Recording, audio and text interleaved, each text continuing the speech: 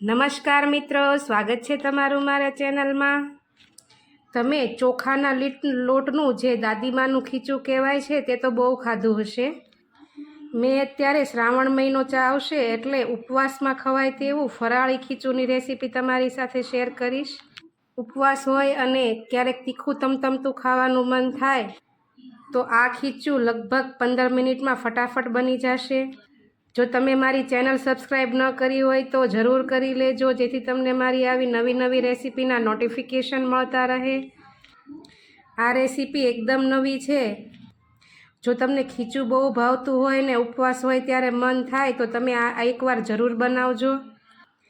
ફરાળી ખીચું બનાવવા માટે મેં અહીં 1 વાટકી જેટલો મોરૈયો લીધો છે। આપણે વાટકાનું માપ કરવાનું છે। તમે તમારા ઘરે વાટકો કે જેનું માપ રાખતા હોય તે પ્રમાણે માપ લેવું। મેં 1 વાટકી મોરૈયા સામે અડધી વાટકી જેટલા સાબુદાણા લીધા છે।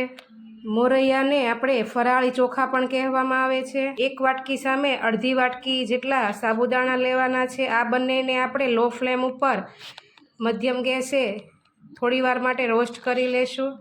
ગેસની ફ્લેમ હાઈ નથી રાખવાની, લો ફ્લેમ ઉપર આપણે થોડીવાર માટે તેને રોસ્ટ કરી લઈશું, જેથી તે મિક્સરમાં જલ્દી ક્રશ થઈ જાય। તેને આમ ચલાવતા રહેવાનું છે।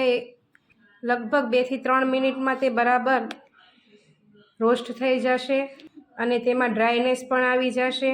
પછી તેને આપણે 5 મિનિટ માટે ઠંડુ પડવા મૂકીશું અને પછી મિક્સર જારમાં તેને એકદમ ઝીણા લોટ જેવું ક્રશ કરી લેવાનું છે। આપણે જે ખીચુંમાં લોટ વાપરીએ છીએ તેવો એકદમ આજો દેખાય તેમ એકદમ ઝીણો લોટ કરી નાખવાનો છે। મેં અહીં 1 કપના માપનો લોટ લીધો છે, કારણ કે જેટલો આપણે લોટ લઈએ છીએ તે પ્રમાણમાં પાણી લેવાનું હોય છે, એટલે આપણે લોટનું માપ કાઢી લેવું।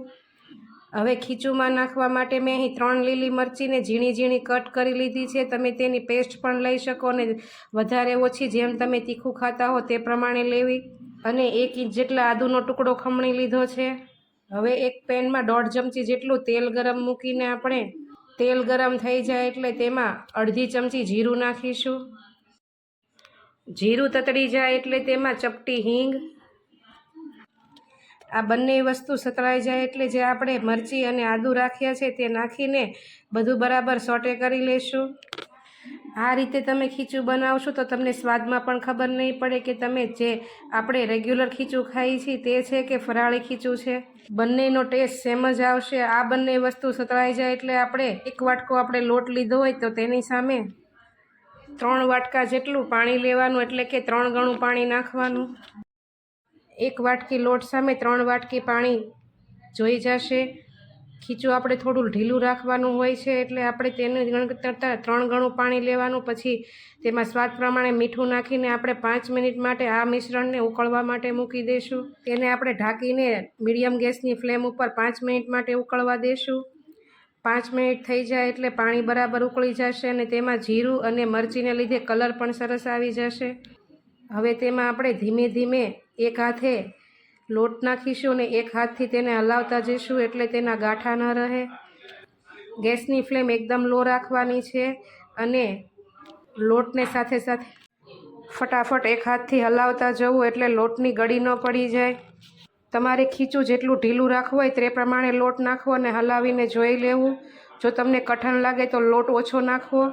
હવે પાણીમાં લોટ બરાબર મિક્સ થઈ જાય એટલે તમે જુઓ તેમ આપણા દાદીમાના ખીચું જેવું જ લાગશે। તેમાં ઉપરથી 1 ચમચી તેલ નાખીને આપણે પેનમાં ખીચુંને ફેલાવી દઈશું ને પછી ઢાંકીને આપણે 5 મિનિટ માટે મૂકી દઈશું લો ગેસની ફ્લેમ ઉપર, એટલે ખીચું બરાબર બફાઈ જશે। 5 મિનિટ થાય અને પછી આપણે ખોલીને જોશું તો સરસ એવું ખીચું બની ગયું છે।